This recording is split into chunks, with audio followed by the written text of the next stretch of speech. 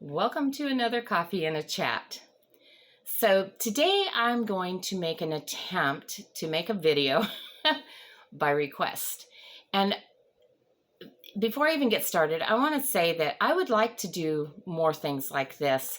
Many of you guys have asked me, do I take questions? And sometimes, but yet nobody asks any questions. And I'm like, yes, please. Sometimes, you'll tell me different things, how something's impacted your life or whatever, or, Anyway, I care about how how my life is touching your life. I do. If there's something that you have questions about when I talk about different things and go back, so like, what is that? I'm not talking about like the personal details of my life, like who cares about that? But when I talk, throw a term around or something, and talk about, God moving in our lives, or I share a scripture and you want to know more about it, let me know. Drop it in the comments, put it in an email and send it to me. My email address is in the description of this video.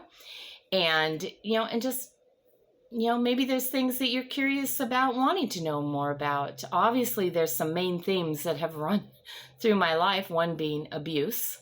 And we're going to talk about that a little bit today, as well as some other things. But yeah, however God leads you, whatever's on your heart, it doesn't hurt to ask, right? And when something hits with my spirit that, yes, I've been thinking about that, then, which is where this video is coming from, then it gives me that confirmation, yes, make that video. And so today's video I will say it's brought to you by my little brother in the Lord, Keith, because this was a conversation, a little bit of a conversation that we were having, I don't know, like maybe a week ago or so.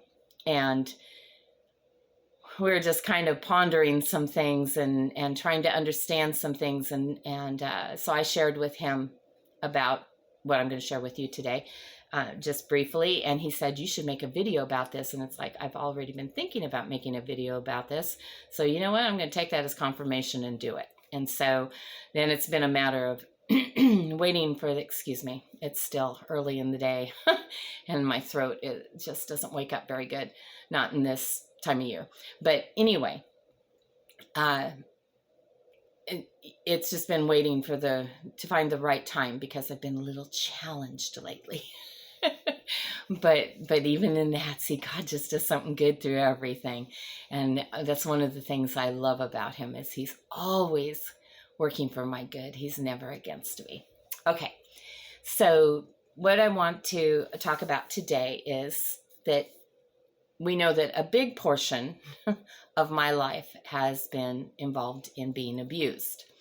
It started when I was a very little girl. And if you've been the victim of abuse, you've probably experienced that for most of us, that when one person abuses you, even though they may lose contact with you, somebody else is quick to step in and take their place. And you kind of feel, I can say this about my life, that I've just been handed from one abusive person to another, to another, to another, and that was what was normal to me. So when an abusive person came into my life, it wasn't necessarily a, oh no, fear, here we go again. It was more of like, okay, yeah, I know what this feels like. I know what this is like. I know how to get through it. I'm used to it. And it just became part of life. And then it wasn't until much later, just within the last 2 years, last 2 years, I think it's been longer than that, last 10 years, but maybe it is too, I don't know. But that the Lord's been really kind of removing a lot of the layers that have peeled or piled up on me from abuse, and helping set me free more and more.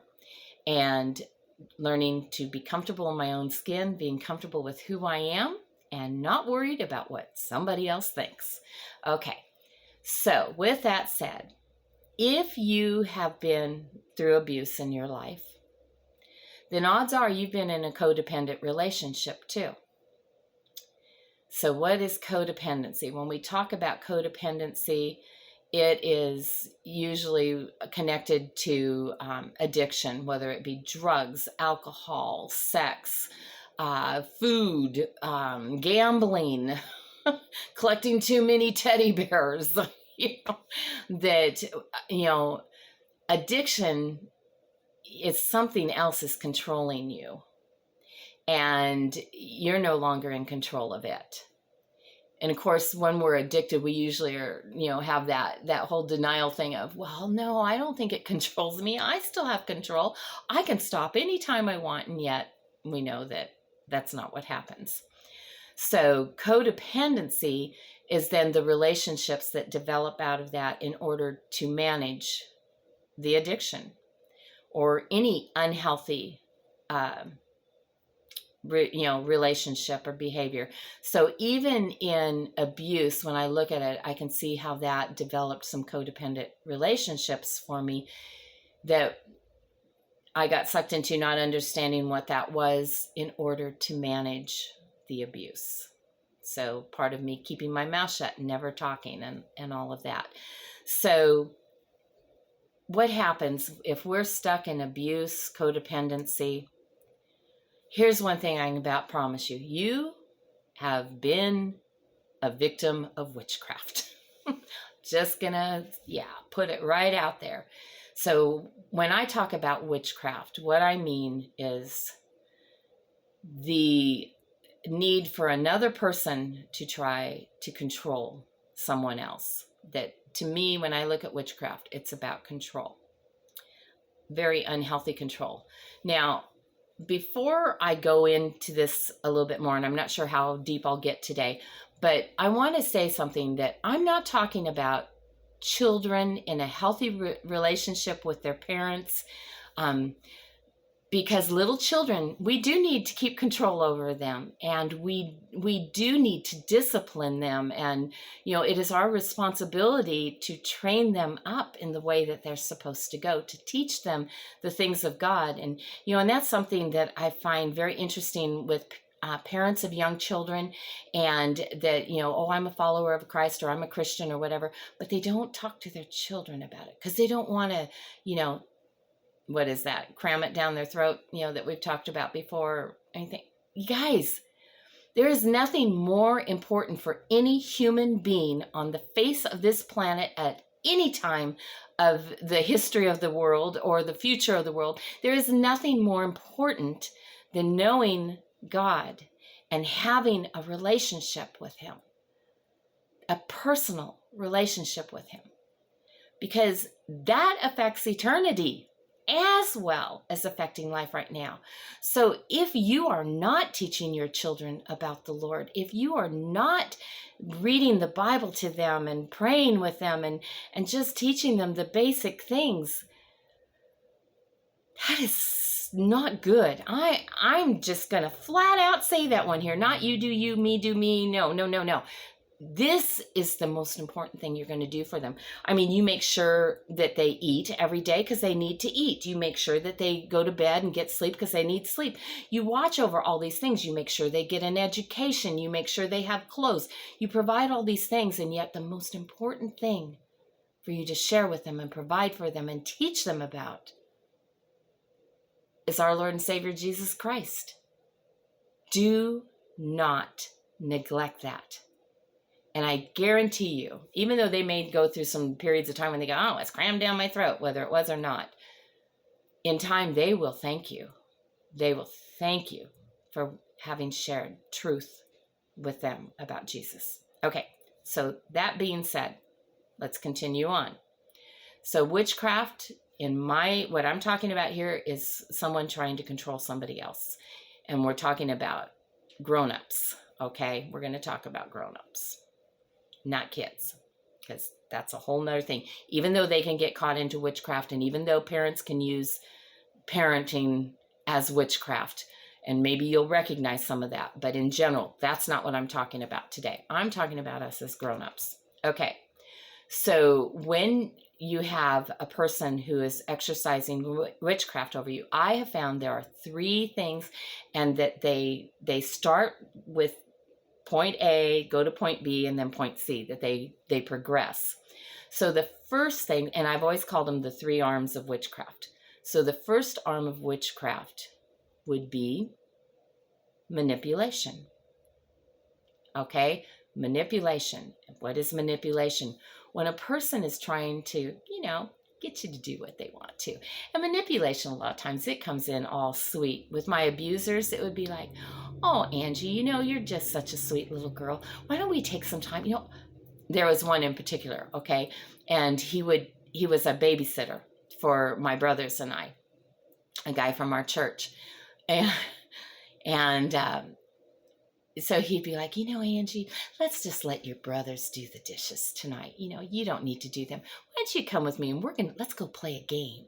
And he'd get this game out. It was kind of a car race thing that we had. And usually my brothers were playing with it and I didn't get to. So I was really excited that I would get to sit down with this guy and we would play this game. And so we'd start chasing the cars and playing and having fun.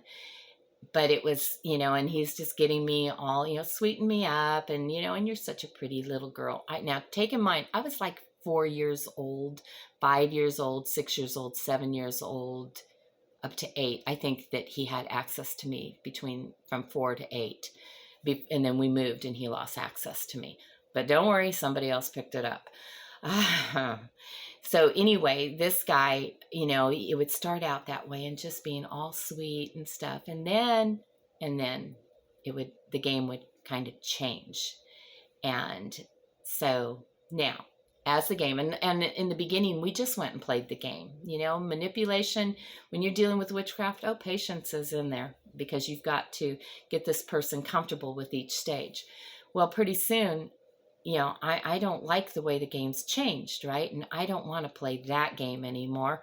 And so we moved from manipulation now and being all sweet and kind and, and trying to coerce me into doing what they want into intimidation. Well, because I would cry. And I remember this one time I was crying. He's like, why are you crying? Don't you know this is because you're a bad girl? If you weren't a bad girl, you don't like this happening? Well, it's because you're bad. And if you weren't bad, this wouldn't be happening. And, and he started making me feel bad. Like, it was all my fault, which is still part of the manipulation, okay? Trying to guilt me into it. But then comes the intimidation. If you ever told, you would get in so much trouble because it's your fault. Your parents, they'd hate you. You would get a spanking like you've never gotten, and they may not even want you to be their kid anymore. They would be so disappointed in you. And, and he started using that angle. And then he justified it in only children are bad, not grown-ups. He goes, do you ever see grown-ups getting spankings? No, just kids, because kids are bad. See, I'm not the bad person here, Angie. I'm just doing what you make me do. It's because you're bad. And so this guilt thing would come on me. And then this fear that if my parents found out, they wouldn't love me anymore. They wouldn't want me anymore. They might give me away. And that was the intimidation, the threat coming in. Well, eventually, I think he got worried that wasn't even working so much anymore and that I might speak. And then came the domination, which whatever he wanted, he took whether I liked it or not, and I better keep my mouth shut. And that's how it progressed. So when we're dealing with addiction, and I've had addicts in my life and been the great codependent of helping manage that, I was always in the role of enabler, and protector, that it was my job to protect that person, to clean up their mess, to make sure nobody knew what was really going on. And so, the manipulation would start with, I love you and you're so sweet and, and all the building me up and I don't know what I'd do without you. And, people don't understand me. They're so mean to me. They're always coming against me. And, nobody understands me. Nobody likes me. You're the only one that, is even halfway decent to me. I have no other friends, and all that. That's the manipulation. which then starts becoming intimidation when it starts becoming a threat. And maybe in that, a lot of times when we're dealing with an addict, they will play victim. So it's like, well, if you don't do this for me, if you don't get the money for me, if you don't tell this person that I'm innocent and I didn't do it, if you don't cover for me, if you're not my alibi, if you don't let me come and stay here, then, I'm going to be on the street. Something horrible is going to happen to me. There's people out to get me, and it starts being this threat, I'll go hungry, or here's the really great one, or I might just have to kill myself.